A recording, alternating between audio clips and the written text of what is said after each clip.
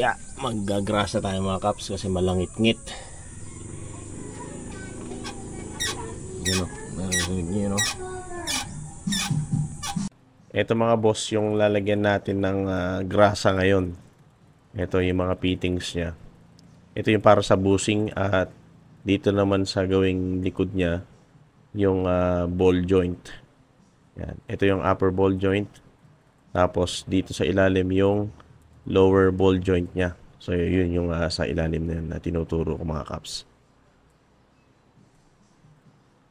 Bali 8 months na itong L300 ko na ito mga kaps. At sa 8 buwan ay eto, nagkaroon na siya ng langit-ngit sa kanyang ball joint. So bago natin malagyan niya ng grasa, ay tatanggalin ko muna itong gulong mga kaps para mas maginhawa nating malagyan ng grasa itong mga fittings niya. Yan. Ito yung parts ng ating suspension. Yan yung natatanglawan na yun mga kaps. Yan yung ball joint. Tapos sa baba.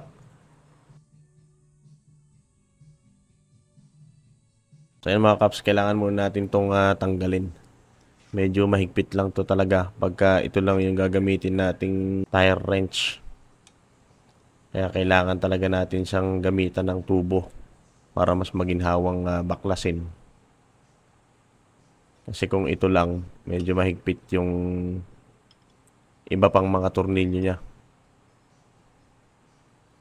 Yan o, higpit o. Ayaw talaga.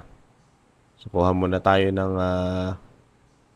tubo mga kaps para mas maginhawa nating baklasin. Yan. Yan parang nagdahilan lang mga kaps nung nagamitan natin ng tubo.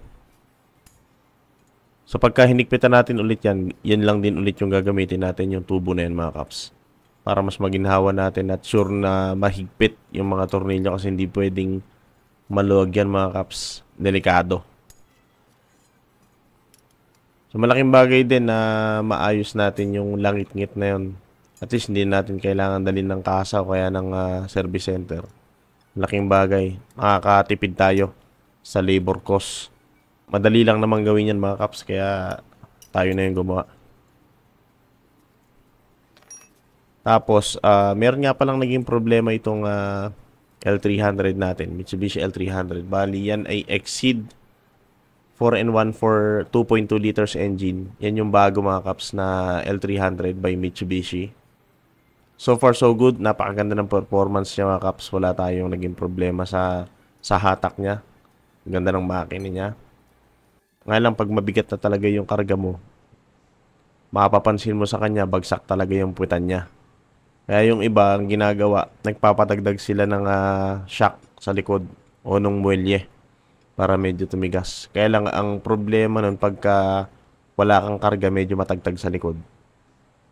Pero maganda naman talaga siyang kargahan. Kasi may weight capacity lang naman talaga yung yung kaya niyang ikarga. Pero sa performance sa makina, ang ganda talaga, malakas. Tapos ang tipid pa niya. Pero napansin ko lang dahil sa nagkaroon siya ng leak dito sa intercooler niya. Yun, nagkaroon siya ng konting pagbabago dun sa fuel consumption niya. Kaya papakita ko mamaya yung problema niya. Pagkatapos nating iayos tong langit-ngit nitong suspension. Bali, ang langit-ngit mga kaps na nadidinig ko talaga dun sa may upper ball joint niya. Pero lalagyan na natin lahat yan yung sa bushing magkabila sa taas. Tapos yung ball joint up and down. Tapos yung mga sa pitman arm niya, sa idler arm niya, yung pang ilalim, lalagyan na lang natin siya ng grasa pagka pinabaklas natin yung intercooler. Kasi medyo pikado Pikado kapag ganito lang yung setup. Kailangan nakaangat talaga yung sasakyan para mabugahan natin ng grasa yung mga fittings dun sa mga ball joints niya para mas swabe. Mas madali siyang lagyan ng grasa. And mga kaps, natanggal na natin yung gulong. So, check din natin tong ikot ng bearing niya kung may problema ba, kung may mga lumalagotok ba. So far so good, okay naman mga kaps. Wala namang problema dito sa kanyang bearing. So ngayon, malalagyan natin ng mas maginhawa yung mga fittings ng grasa kasi natanggal na natin gulong. At aside from that, para malagyan na rin natin ng grasa, babaklasin na rin natin mga kaps yung kabilang gulong sa harapan para malagyan na rin natin ng grasa yung mga fittings pang kayang lagyan doon para isang trabaho na lang. Pero lahat yan, kakargahan na natin ng grasa yan, yung para dito sa mga bushing ito. Sa upper link niya, tapos ball joint niya rin dito sa may baba. Kakargahan natin yan. Well, bago nga pala natin mga kaps lagyan ng grasa, kailangan linisin muna natin kasi medyo napuno na siya ng alikabok tsaka mga lupa-lupa eh. So ayan, medyo maginhawa na to ngayon, kargahan. Kasi open na. Well mga kaps, nalagyan na natin ng mga grasa itong mga fittings niya. Yung sa upper link niya na bushing, tapos itong sa ball joint, tapos yung pang ilalim natin ito. Ito. Kargado na yan para wala yung mga langit-ngit. May mga fittings lahat yan mga kaps, yung dito sa idler arm na to, sa pitman arm, etong center post nung kanyang pang ilalim. Itong strut wala siyang fitting eh, pero itong mga joints nito, ayan, meron lahat yan. Kailangan lang nakaangat talaga siya para makargahan natin itong grease gun. So yan, kung mapapansin nyo dun sa loob, ayun, lumabas na ng konti dun yung ikinarga nating grease o yung grasa. O yan pa sa kabila. So kargado na siya. So ito din, okay na siya. So mamaya tetesting natin kung wala na yung langit-ngit niya. Kasi nala-dry kasi ito katagalan mga kaps. Bali itong L300 natin na ito mga kaps ay 8 months na. September, October, November, December, January, February, March, April. 8 months. So ito yung kanyang engine bay. So far so good. Wala pang naging problema mga kaps. So ito na yung tinakbo niya. Ayan, 17,566. Ang isang problema dito, nagpalit na rin ako ng air filter. Ang isang problema ko na nakita mga kaps ay yung dito sa niya, sa intercooler nagkaroon ng leak. Kaya ipapa-check up natin ito mga kaps. Pakita ko sa ilalim.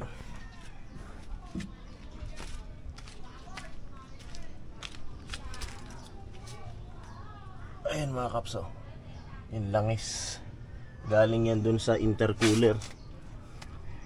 Ayun yan. Oh no! Kailangan ibaba yan mga kaps para maayos, ma-check. Tsaka mismo dun sa turbocharger niya maayos yung leak ng langis. Kasi dapat walang tumatagas dyan na langis eh. Yan. So yan yung problema niya ngayon.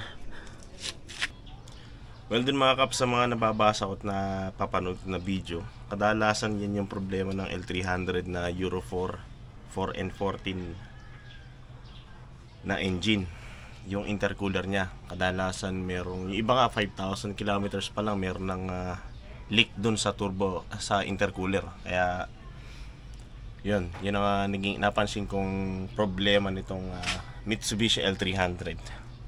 Pero sa ibang parts naman ng engine walang naging problema mga kaps, bukod dun sa leak o yung tagas ng langis dun sa intercooler. Bukod dun wala na. Kaya Okay naman. Tapos yung tagas nga pala na yun mga kaps sa intercooler ng L300 natin, wala namang naging problema. Kaya lang, ang isang naging impact nun is medyo tumaas ng konti yung fuel consumption niya. Kasi instead na purong hangin yung pumapasok dun sa intercooler niya bago pumasok dun sa cylinder head natin mga kaps, ay may singaw siya. Kaya naglilik yung langis. So, isa yon sa maaring naging dahilan kung bakit nagkaroon ng pagtaas ng fuel consumption. Dati kasi, pansin ko 15 kilometers per liter. Tapos, nung nagkaroon nga ng leak dun sa intercooler niya, naging around 10 to 12 kilometers per liter. Minsan 10 pa nga, ganyan. Kaya malaking bagay din. So, ipapacheck up natin yan sa KXB Auto Repair Shop sa Cabanatuan City. Shoutout kay Sir Marvin Galang. Sa suspension niya, okay naman. Yun lang talaga naging issue. Nagkaroon ng langit-ngit dito sa ball joint niya. Ito, dalawa yan mga kaps. Isa dito sa itaas, tsaka isa sa baba. Tapos yung mga bushing, nilagyan na rin natin. Yung sa pitman arm, sa idler arm, hindi natin malagyan kasi pikado eh.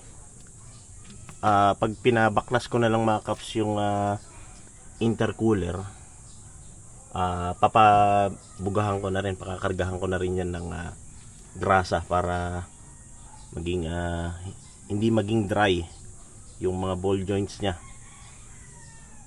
Wala pa namang ano to, walang alog, walang kalapak.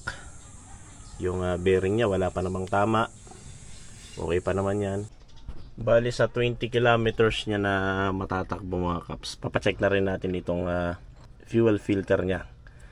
Kadalasan kasi mga kaps, nagiging sobrang dumi. Kaya hanggat maaari nga sana yung diesel na ikinakarga nyo ay either Petron Shell o di naman kaya yung sa Caltex. Maganda kasi yung klase ng diesel eh. Ang una kasing nagkakaproblema dyan pagka hindi maganda yung diesel, masyadong maraming carbon yung naiipon. Lalo dito dumuduming masyado tong sa EGR niya mga kaps. So yun ang nagiging problema niya. So papacheck natin to kung pwede pang linisin o kaya yung replacement na lang ng fuel filter.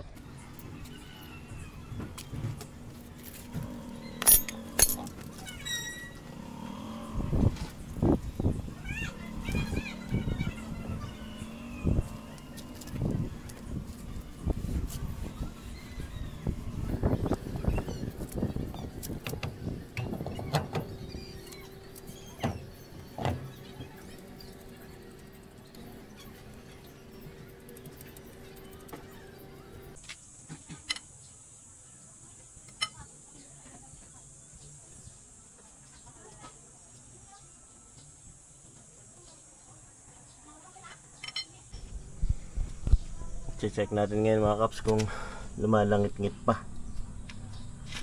Sa kanina inuuga-uga ko lang to eh.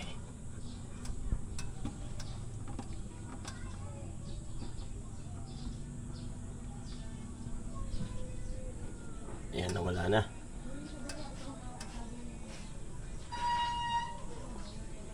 So okay.